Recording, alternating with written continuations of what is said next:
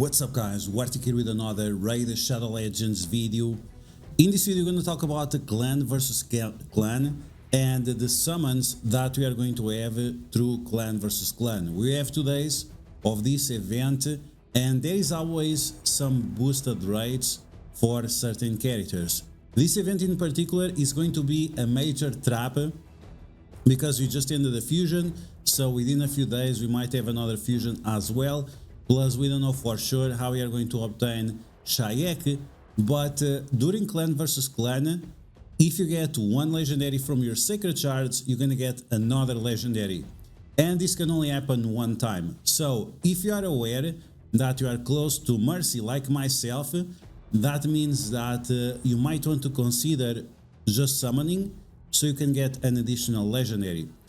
Once again, this is only if you are very close to Mercy. This means that in the past summons you did not get anything.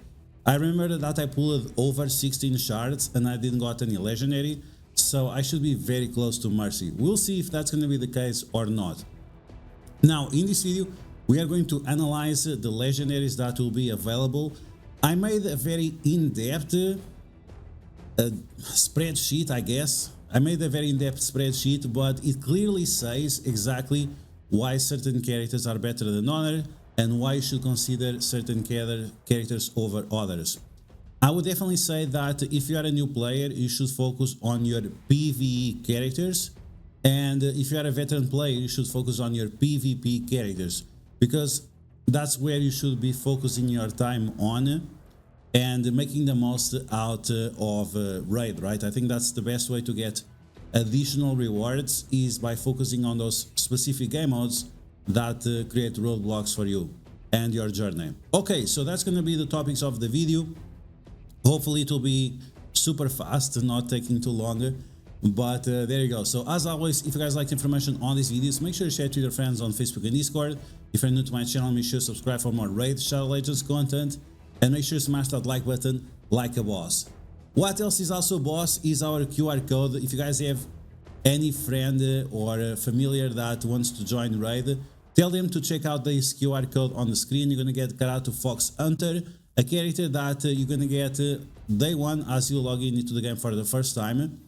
And then you're gonna get Uugo, Epic Reviver, places block buffs, decreases the defense of the enemies, very important for early players but veteran players alike.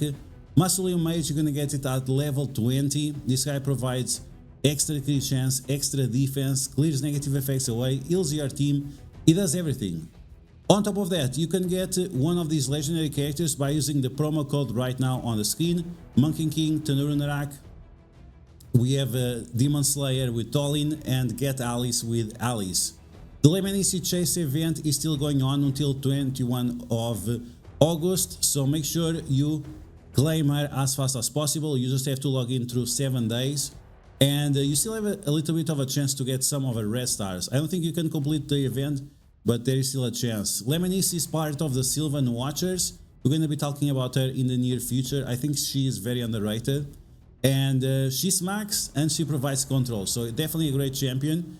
And there you go guys, once again, check the QR code right now on the screen, tell some of your friends, tell some of your familiars, and bring them to raid, because this game is tons of fun. Okay, so once again, clan versus clan, let's take a look at the summons that we have coming to the game soon. So we're gonna take a look at the picture for the first day. We have Arima from the Shadowkin faction. She's okay. Like I said, we have a sort of a spreadsheet of what she does. Should I even show which character we are talking about? This is Arima. So the main thing about her is that she can apply AoE provoke and AoE lower attack. So she's going to be very good against Hydra, but beyond that, I mean, she's going to also be nice in PvP, but that's pretty much it. I gave her a certain rating. We can take a look at the stats that I gave to her a little bit later, but she's not so bad.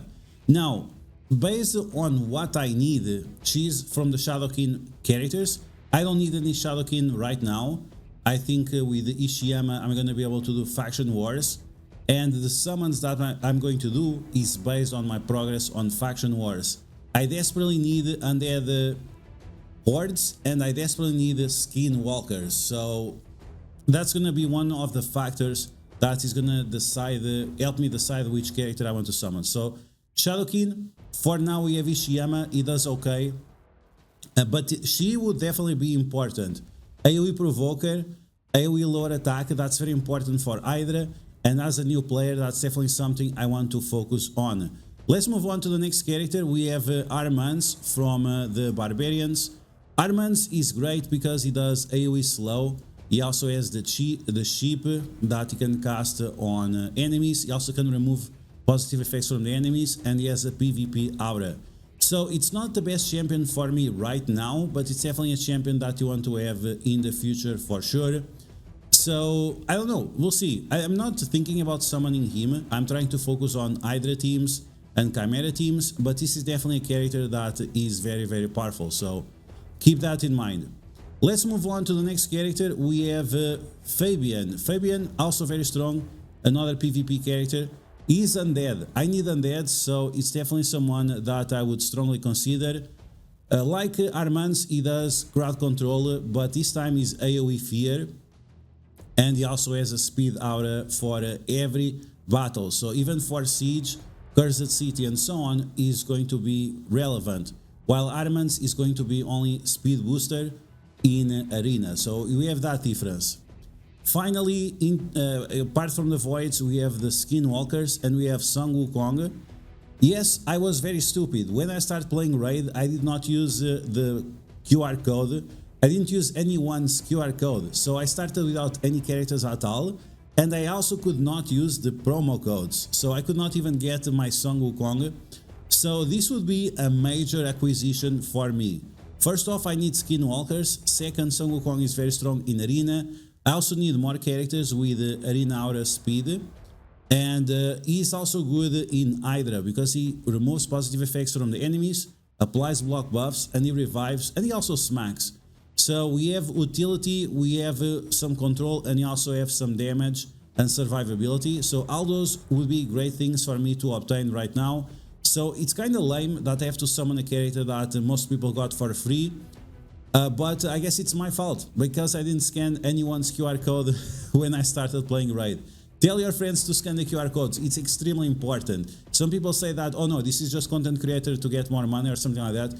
It's not the case, it's just that if you don't do that, you cannot have access to these characters for free, so keep that in mind. So those are all the characters that you can obtain from the Sacred Shards. Now we're gonna take a look at the characters that you can obtain from Voids. I would not summon for Voids right now, but you can get Yumeko. She does a bunch of stuff, let me see. Yumeko, it's not what she does, this is what I wrote on my notes. It's not what she does, it's what she allows other people to do. And she allows everyone else to do everything because she lowers the cooldowns of everyone. And this is extremely powerful, especially if you are using Wixwell teams, T2 teams, stuff like that. She's going to be very, very strong in that regard. Shadowkin, it's not really what I'm looking for, so we're going to skip her for now. Shuzen, very powerful, AoE speed, AoE slow, also turn rewind in both directions. And she also has a speed aura of 30% for Arena, so very, very strong. But once again, I'm not looking for Shadowkin, so I'm gonna skip her. And finally, we have Narcissus from the Knights Templar, from the Knights Reverend. And this guy is pretty solid. What did I put out in his notes? He smacks really hard and he bypasses shield. So there you go, that's what he does. And that's it. Smacks really hard, but I don't need Knights Reverend as well. I have a decent amount of epics of Knights Reverend, and I also have 2 legendaries. So faction wars for this faction is solved, sort of, not yet, but it's much better than Undead Hordes and Skinwalkers. Let's move on to the second day. So we have a second day, we have the characters right now on the screen for the second day.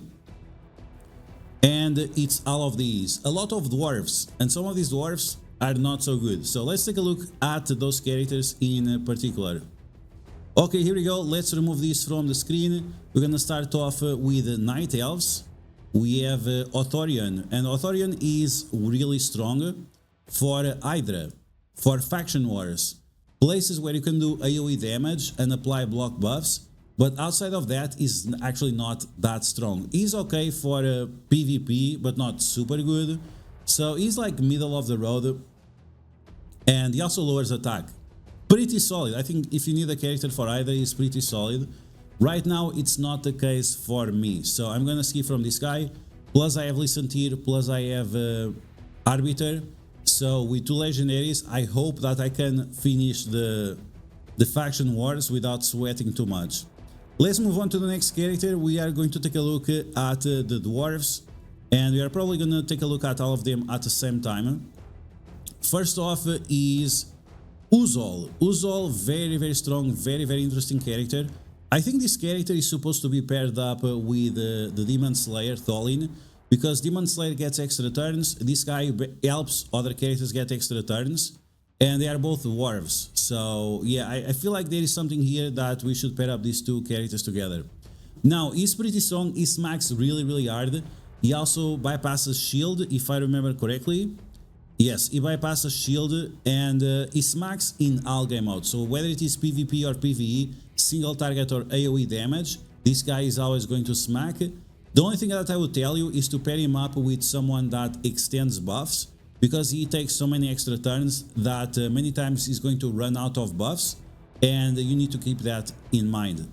Okay, so this guy definitely a contender for being summoned, and the design is absolutely insane. I really like the jade color. So that's cool. Then we have the Mountain King. This guy got a rework recently, if I remember correctly. He does single target damage, and that's it. He doesn't do anything special, and I heard he doesn't hit that hard, and he's okay in PvP, I guess. So big skip on this guy in my opinion. And let's move on to the last one. The last one is Void, but we're gonna review him right now. It's this guy Arnorn. This guy smacks. This guy smacks really hard, but once again, it falls off when it comes to Hydra or Chimera. Now, don't get me wrong, he's much better than the Mountain King, but still, it's not super crazy. He has a stun on the basic. He does a few other things with his A2 and his A3 abilities, and he also ignores. He also does AoE damage. It's much better than the Mountain King, but he's Void type, so much more difficult to acquire. Definitely not something you should pursue. Let's move on to the next characters, and the next character is this guy from the Organ tribes, Tuskor. Tuskor, where are you at? So it's this guy right here. AoE damage, big AoE damage. He increases his damage as well. He also decreases his damage as well, so he's gonna be a damage dealer that can take a smack in the face, and that's pretty much it. That's pretty much it. He can be useful in all game modes. It all depends on which characters you have paired up with him. On the notes I put it, bulks up and deals damage and gets extra turns, and that's pretty much what he does. I don't really need all green tribes because Uugo on its own has carried me through all green tribes. Of course, if I get some big damage dealer, that would be nice because Uugo is a support character, but it's not my most concerned area of the game. Let's move on to the next one. We have Rotos, and Rotos is going to be very controversial. Yes, it's true, I need undead hordes, but I don't like this guy. First off, he's blue, and it's too blue. I'm not like blue abadi dabada or anything like that. He does only single target damage, and that's what triggers me about him, is that he only does single target damage. If he kills people, he gets extra turns, but that's very inconvenient if you're talking about Hydra or if you're talking about Chimera or anything like that. Yeah, sure, PvP is good, especially with Sifi. Faction Wars is good as well, but he's way too much relying on other characters. And because of that, like I just don't like him. Overall, I just don't like him, especially if you don't have Sifi. And because she's Void, it's going to be very hard for you to obtain her and then obtain him and make the most out of them. So that's it. I'm not a big fan of him. Last character we're going to take a look at. We have two more. We have another one from the Knights Reverend, And this guy is another damage dealer that deals damage. That's it. Another void character like this.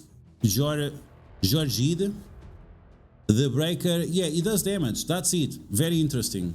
My mind is blown with this guy. And finally, we have the character from the Shadowkin faction that also does damage, but at least he's way more interesting. So this guy does single target damage, but every time he does damage, he does AoE damage to everyone else. So that's absolutely insane. But once again, it's void and I don't really need Shadowkin, so I'm gonna skip on this guy. So with this overview of the analysis, I'm gonna show you my spreadsheet. You can see here we have the characters with Sacred Shards, with Void Shards and so on. And then we have the scoring, not only based on the reviews in game, but also based on my own opinion. What type of damage they do, if they do single target damage or AoE damage. Some characters they do multiple times AoE damage, like Tholin, very powerful. And if they are needed for faction wars or not. Of course, this is going to change depending on where you are in the game, and if you use the QR code on the screen or on the link in the description, so keep that in mind.